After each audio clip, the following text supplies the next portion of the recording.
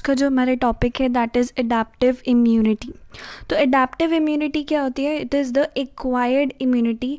Inborn नहीं होती है, बचपन से प्रेजेंट नहीं होती है। ये वो इम्यूनिटी होती है जो कि आप के अंदर डेवलप होती है after the exposure to the pathogen. So ये जो इम्यूनिटी होती है, एडेप्टिव इम्यूनिटी, बहुत ज़्यादा स्पेसिफिक होती है, राइट? मतलब अलग अलग ऑर्गेनिजम्स के लिए अलग अलग इसका स्पेसिफिसिटी अलग होती है, राइट? मतलब सबके लिए सेम नहीं होगी, it is very specific.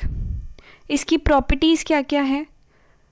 The 4 characteristic attributes of this acquired immunity is antigenic specificity, diversity, immunologic memory, self and non-self recognition।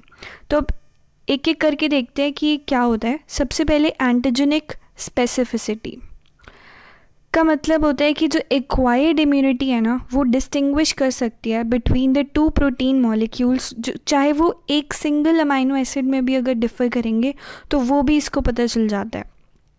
Diversity, बहुत ज़्यादा डाइवर्स होती है ये, राइट? मतलब ये बहुत सारे एंटीजन्स को, बहुत सारे फॉरेन एंटीजन्स को रिकॉग्नाइज कर सकती है, बिलियंस ऑफ यूनिक स्ट्रक्चर्स को आइडेंटिफाई कर सकती है। इम्यूनोलॉजिक मेमोरी, ये सबसे इम्पॉर्टेंट फैक्टर होता है यहाँ पे, इम्यूनोलॉजिक मेमोरी। यानी कि अगर एक पैथोजन ने आपके ऊपर अटैक करा है तो हमारी जो एक्वायर्ड इम्यूनिटी है वो उसकी मेमोरी क्रिएट कर लेती है। एंड अगर सेकेंड टाइम आपका सेम एंटीजन के साथ इनकाउंटर होता है तो हमारा जो इम्यूनिटी रिएक्टिविटी है, इम्यून रिएक्टिविटी है, वो काफ़ी ज़्यादा हाई स्टेट पे होती है। यानी कि पहले से ही एंटीबॉडीज़ हमारी बॉडी के अंदर उस एंटीजन के अगेंस्ट बन चुकी होती हैं। So this is called the immunologic memory. Fourth property is that जो हमारा ये एक्वायर्ड इम्यूनिटी है, it can distinguish between self and non self. Self cell कौन सा है, नॉन सेल्फ कौन सा है। अब हमारी बॉडी के अंदर भी there are so many cells, तो अगर बाहर से कोई एंटीजन आता है, बाहर से कोई पैथोजन आता है, उसको डिफ्रेंशिएट कर पाना, ऐसा तो है नहीं कि भाई हमारी बॉडी के जो सेल्स हैं वो अपनी ही बॉडी के सेल्स को मानना शुरू कर देंगे अगर ये वाली प्रॉपर्टी नहीं होगी तो, राइट? सो सेल्फ और नॉन सेल्फ में डिफरेंस कर पाना is a very important property for this acquired immunity. तो जितने भी फेगोसाइटिक सेल्स होते हैं वो एक साथ एज ए टीम वो काम करते हैं to eliminate the foreign invader. So majorly कौन कौन से ग्रुप्स एक्वायर्ड इम्यूनिटी के अंदर इन्वॉल्व होते हैं? T lymphocytes, antigen presenting sales, T lymphocytes and antigen presenting sales. जो लिम्फोसाइट्स होते हैं वो कहाँ पे प्रोड्यूस होते हैं? बोन मैरो में प्रोड्यूस होते हैं by the process of haematopoiesis. एक चीज़ आपने याद रखनी है कि जो टी सेल्स होते हैं ना, जो बी सेल्स होते हैं, बी लिम्फोसाइट्स, वो तो बोन मैरो में ही अराइज होते हैं और उनका मैच्योरेशन भी बोन मैरो में होता है। लेकिन जो टी सेल्स होते हैं वो अराइज तो बोन मैरो में होते हैं लेकिन उनका मैच्योरेशन थाइमस में होता है। ओके, तो सबसे पहले यहाँ पे एक्वायर्ड इम्यूनिटी के अंदर जो सेल्स साइट्स अराइज कहाँ पे होते हैं? बोन मैरो में, और मेच्योर भी कहाँ पे होते हैं? बोन मैरो में ही ये मेच्योर होते हैं, राइट? सो बी सेल्स जो होते हैं, जिनको आप बी लिम्फोसाइट्स भी बोल सकते हो, राइट? अगर आपको कहीं पे भी बी सेल दिख जाए लिखा हुआ या फिर बी लिम्फोसाइट्स दिख जाए, they are the same thing, ठीक है? दोनों का सेम ही मीनिंग होता है, राइट? तो बी सेल के ऊपर क्या होता है? बी सेल रिसेप्टर होता है। It is the membrane bound antibody molecule which can recognise the antigen alone, जो कि एंटीजन को खुद ही रिकॉग्नाइज कर सकता है, उसको किसी की ज़रूरत नहीं है, राइट? सो होता क्या है, देखो ये बी सेल है, right? It is a B cell. इस बी सेल के ऊपर क्या लगे होते हैं? एंटीबॉडीज़ लगे होते हैं। एंड दीज एंटीबॉडीज़ वो खुद ही क्या कर सकते हैं? एंटीजन को, दिस इज़ एंटीजन, तो एंटीजन को वो रिकॉग्नाइज कर सकते हैं, right? So this is the property for the B cell. Okay, now antibodies जो मैंने आपको यहाँ पे बताया कि जो बी सेल होता है उसके ऊपर एंटीबॉडीज़ होती है। अब ये एंटीबॉडीज़ दिखती कैसी है? एंटीबॉडी एक वाई शेप का स्ट्रक्चर है जिसके अंदर 2 लाइट चेन्स होती हैं और 2 हैवी चेन्स होती हैं, जो आपको ये वाली दिख रही हैं रेड कलर में जो मैं बना रही हूँ, these are the heavy chains, and जो ये छोटी वाली हैं these are the light chains. And ये जो लाइट चेन्स और हैवी चेन्स हैं ये आपस में सल्फाइड ब्रिज के थ्रू, सल्फाइड बॉन्ड के थ्रू अटैच होते हैं, राइट। अगर आप यहाँ पे देखोगे तो ये हैवी चेन और जो लाइट चेन है these are attached with the sulphide bond के साथ वो अटैच्ड होती हैं। ओके, सो एंटीबॉडी में क्योंकि 2 लाइट चेन्स होती हैं, 2 हैवी चेन्स होती हैं, इसलिए उसका फॉर्मूला क्या होता है H2L2।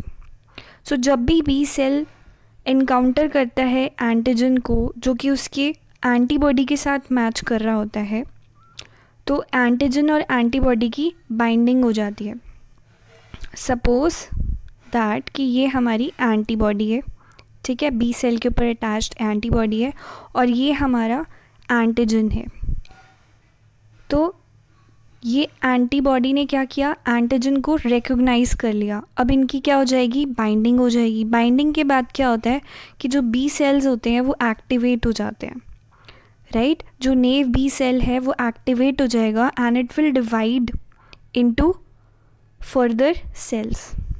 तो बी सेल्स जो होते हैं वो 2 टाइप के हैं, memory B cells and effector B cell. Effector B cell को आप प्लाज्मा सेल भी बोलते हो।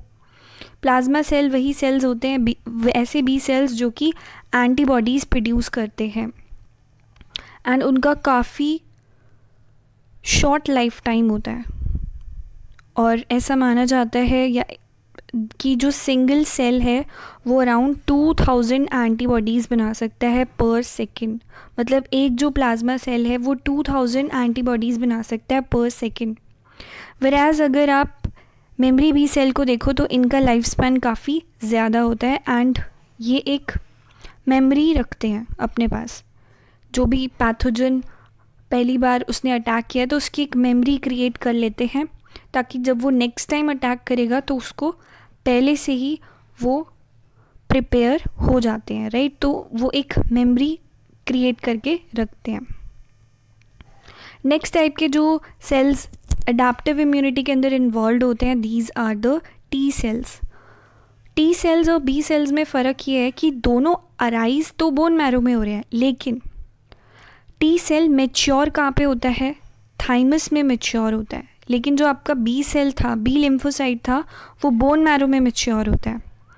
सो टी सेल के ऊपर टी सेल रिसेप्टर होता है उसकी मेम्ब्रेन के ऊपर, और उसकी ये प्रॉपर्टी है कि वो उसी एंटीजन को रिकॉग्नाइज कर सकता है जो कि MHC से बाउंड हो। जैसे आपने बी लिम्फोसाइट्स में देखा था कि एंटीबॉडीज़ अटैच थी बी सेल के सरफेस पे जो कि खुद ही एंटीजन को रिकॉग्नाइज कर लेती थी, उनको किसी की ज़रूरत नहीं थी। लेकिन टी लिम्फोसाइट्स पे MHC मतलब टी जो लिम्फोसाइट है वो उसी एंटीजन को रिकॉग्नाइज करेगा जो कि MHC2 रिसेप्टर पे बाइंड होगा। तो MHC होता क्या है, MHC का फुल फॉर्म है मेजर हिस्टोकम्पैटिबिलिटी कॉम्प्लेक्स। तो MHC की 2 क्लासेस हैं, क्लास 1 एंड क्लास 2।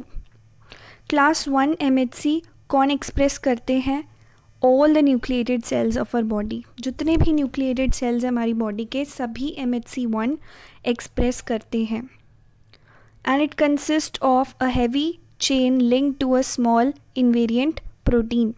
MHC2 की अगर आप बात करते हो तो यहाँ पे अल्फ़ा और बीटा ग्लाइकोप्रोटीन चेन्स होती हैं एंड ये कौन से सेल्स एक्सप्रेस करेंगे, एंटीजन प्रेजेंटिंग सेल्स ही इसको एक्सप्रेस करते हैं MHC2 को, ठीक है। तो वही चीज़ मैं आपको बता रही थी कि सपोज़ यहाँ पे अब आप थोड़ा सा देख लीजिए कि ये क्या है, टी सेल है, टी सेल है, ये उसी एंटीजन को रिकॉग्नाइज करेगा। ये हमारा कोई भी मान लेते हैं सेल है जो जिसके ऊपर MHC रिसेप्टर है, MHC रिसेप्टर है, तो ये उसी antigen, this blue one is the antigen, तो ये टी सेल उसी एंटीजन को रिकॉग्नाइज करेगा जो कि MHC से बाउंड होगा। और जब इनकी इंटरैक्शन होगी एंटीजन और टी सेल रिसेप्टर जब बाइंड करेंगे तो इनकी इंटरैक्शन के बाद क्या होगा, जो टी सेल है वो प्रोलिफरेट करेगा, डिफ्रेंशिएट करेगा into memory T cells and effector T cells. तो अब देख लेते हैं टी सेल्स के टाइप। तो टी सेल्स में helper T cells and cytotoxic T cells आपके पास आते हैं। टी हेल्पर सेल क्या करता है, टी हेल्पर सेल के पास क्या अटैच होता है, CD4 membrane glycoprotein on the surface, उसके सरफेस पर CD4 ग्लाइकोप्रोटीन होता है। वेर एज कंपेरिजन में अगर आप साइटोटॉक्सिक टी सेल की बात करो तो वहाँ पे CD8 होता है। इट रिकॉग्नाइज, अगर आप टी हेल्पर सेल की बात करते हो तो वो रिकॉग्नाइज करेगा उसी एंटीजन को जो कि MHC2 से अटैच्ड है, जो कि MHC2 से अटैच्ड है। तो मतलब अगर हम इस टी सेल की बात कर रहे थे, अगर ये T cell helper T cell है तो ये उसी को रिकॉग्नाइज करेगा एंटीजन को जो कि MHC2 से बाइंड है। लेकिन अगर आप साइटोटॉक्सिक टी सेल की बात करो तो ये उस एंटीजन को रिकॉग्नाइज करेगा जो कि MHC1 रिसेप्टर पे अटैच्ड है, right. So T helper cells क्या करते हैं, दे रिलीजेस साइटोकाइंस रिलीज़ करते हैं जो कि एक ग्रोथ फैक्टर है, रिक्वायर्ड होता है ग्रोथ के लिए। अदर बी सेल्स और टी सेल्स जो होते हैं उनको एक्टिवेट करने के लिए इट इज़ वेरी इम्पॉर्टेंट। अगर आप साइटोटॉक्सिक टी सेल की बात करते हो तो इनका साइटोटॉक्सिक नेचर होता है, यानी कि वो डायरेक्ट किलिंग कर देते हैं, डायरेक्टली एलिमिनेट कर देते हैं पैथोजन को। जो भी आपका इन्फेक्टेड सेल है, ट्यूमर सेल है, जो भी फॉरेन सेल है उसको एलिमिनेट कर देते हैं। So the next type of cells जो कि आपके अडैप्टिव इम्यूनिटी में इन्वॉल्व होते हैं वो होते हैं आपके antigen presenting sales. Antigen presenting sales में क्या होता है, टी हेल्पर सेल रिकॉग्नाइज कर सकता है, हमें पता है उन्हीं एंटीजन्स को जो कि किसके साथ बाइंड है, MHC2 के साथ बाइंड होते हैं, राइट। कहने का मतलब ये है कि सपोज दैट ये मेरा टी हेल्पर सेल है और ये मेरा सेल है जिसके ऊपर MHC2 रिसेप्टर है और उस रिसेप्टर के ऊपर एंटीजन है। तो ये टी हेल्पर सेल सिर्फ इसी एंटीजन को पहचान पाएगा जो कि MHC2 के साथ बाइंडेड है। अब ये MHC2 वाले सेल्स कौन से होते हैं, यानी कि वो सेल्स जिनके ऊपर MHC2 रिसेप्टर होता है वो एंटीजन प्रेजेंटिंग सेल्स होते हैं। एंड ये बहुत इंपॉर्टेंट पॉइंट है कि एंटीजन प्रेजेंटिंग सेल्स कौन से होते हैं। So macrophages, B lymphocytes and dendritic cells are the antigen presenting cells, ठीक है। तो एंटीजन प्रेजेंटिंग का मतलब क्या है, देखो यहाँ पे समझो। मान लेते हैं मैं मैक्रोफेज की बात कर रही हूँ, ठीक है। मैक्रोफेज क्या करता है, एंटीजन की प्रेजेंटेशन करता है, उसको बाहर की तरफ डिस्प्ले करता है, ठीक है। ये मान लो कोई बैक्टीरिया था, इसने उसको अंदर ले लिया फेगोसाइटोसिस प्रोसेस से, फिर अंदर लिटिक एंजाइम से उसने उसको डाइजेस्ट कर दिया, ठीक है, छोटे छोटे टुकड़ों में तोड़ दिया। फेगोसाइटोसिस का प्रोसेस मैंने लास्ट वीडियो में बताया था किस तरीके से होता है। अब ये क्या करेगा, इन एंटीजन्स को, ये जो एंटीजन्स हैं उनको रिसेप्टर, कौन सा रिसेप्टर, MHC2 रिसेप्टर के बाहर क्या कर देगा, उसको डिस्प्ले कर देगा, उसको रिप्रेजेंट कर देगा बाहर की तरफ। क्योंकि इसने ऐसी, यहाँ पे भी ये बहुत सारे ये एंटीजन्स जो हैं उसको बाहर की तरफ रिप्रेजेंट कर देगा, डिस्प्ले कर देगा। क्योंकि ये एंटीजन को प्रेजेंट कर रहा है बाहर की तरफ, इसलिए इसको हम एंटीजन प्रेजेंटिंग सेल्स बोलते हैं। So thank you.